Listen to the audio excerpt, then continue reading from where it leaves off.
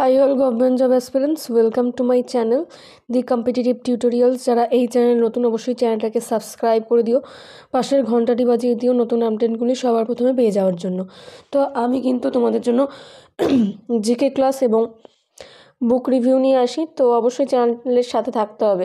তো আজকের যে প্রথম প্রশ্নটা কি রয়েছে দেখো, আর এই ক্লাসটা কিন্তু সমস্ত পরীক্ষার জন্য খুবই গুরুত্বপূর্ণ। সামনে তোমাদের কেপি ডাব্লিউপি রয়েছে এবং পিএসসি মিসলেনিয়াস রয়েছে, ক্লার্কশিপ রয়েছে, ঠিক আছে, এসএসসি জিডি রয়েছে। তো অবশ্যই তোমাদেরকে এই প্রশ্নগুলো করতে হবে, ঠিক আছে। চলো দেখে নেওয়া যাক প্রথম প্রশ্নটা কি রয়েছে।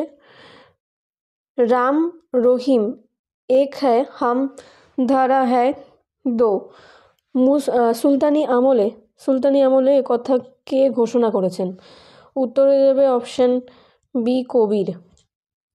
নেক্সট প্রশ্নে চলে যাচ্ছি। অনকোলজি কিসের সম্পর্কিত বিদ্যা? মোস্ট ইম্পর্ট্যান্ট একটা প্রশ্ন। অনকোলজি হচ্ছে ক্যান্সার সংক্রান্ত বিদ্যাকে বলা হয়, ঠিক আছে। পক্ষী সংক্রান্ত বিদ্যাকে বলা হয় হচ্ছে অর্নিথোলজি, এটাও প্রশ্ন আসে।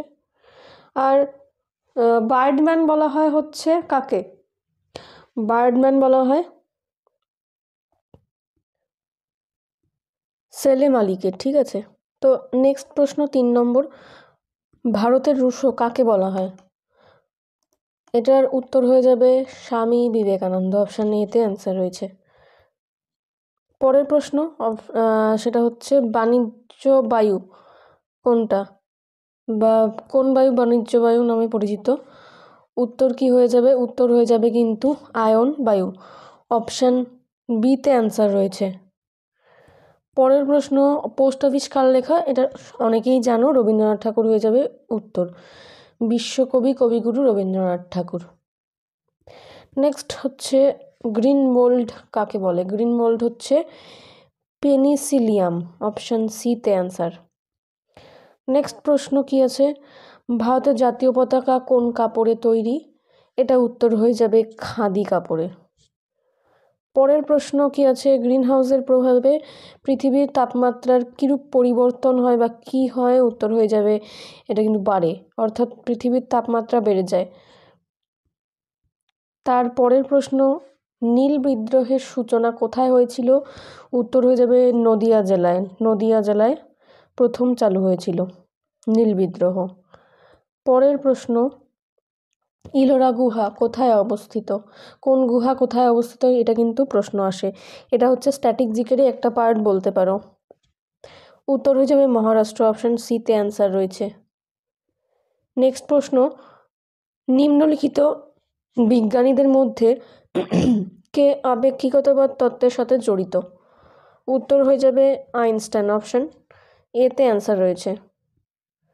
পরের প্রশ্ন কোন দেশে গ্রীষ্মকালে ক্রিসমাস উৎসব পালন হয়? অর্থাৎ আমাদের এখানে কিন্তু শীতকালে হয়, আর গ্রীষ্মকালে ক্রিসমাস উৎসব হয় হচ্ছে অস্ট্রেলিয়াতে, অপশান এতে অ্যান্সার রয়েছে।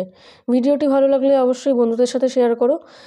চ্যানেলে নতুন হয়ে থাকলে অবশ্যই চ্যানেলটাকে সাবস্ক্রাইব করতে ভুলো না। পরের প্রশ্ন হচ্ছে অ্যালফ্রেড নোবেল নিচের কোনটি উদ্ভাবন করেছিলেন? উত্তর হয়ে যাবে ডিনামাইট, অপশান সিতে অ্যান্সার রয়েছে। পরের প্রশ্ন রোজার ফেডারার কোন খেলার সাথে যুক্ত? এটা সকলেই জানো, এটা উত্তর হয়ে যাবে টেনিস, অপশান ডিতে অ্যান্সার রয়েছে। পরের প্রশ্ন হচ্ছে নাসার মহাকাশযান যেটি বৃহস্পতির চারধারে প্রদক্ষিণ করছে তার নাম কি? উত্তর হয়ে যাবে কিন্তু ডন, অপশান বিতে অ্যান্সার রয়েছে। পরের প্রশ্ন ভারতের জাতীয় পাখির নাম কি? এটা কিন্তু পরীক্ষায় এসছিল, ঠিক আছে, উত্তর হয়ে যাবে ময়ূর। আর কাক হচ্ছে ভুটানের জাতীয় পাখি, ঠিক আছে, মানে যেটাকে রাভন বলা হয়, দার কাক যেটা। নেক্সট প্রশ্নে চলে যাচ্ছি মানবদেহে ক্রোমোসোমের সংখ্যা কত? উত্তর হয়ে যাবে হচ্ছে 23 জোড়া, মানে তার উত্তরটা হবে 46টি। পরের প্রশ্ন জাতীয় প্রযুক্তি দিবস, উত্তর হয়ে যাবে 11ই মে। পরের প্রশ্ন আন্তর্জাতিক শ্রমিক দিবস কবে পালন করা হয়? এটা সকলেই জানো, 1 মে, এটা হচ্ছে মে ডে হিসেবে পরিচিত।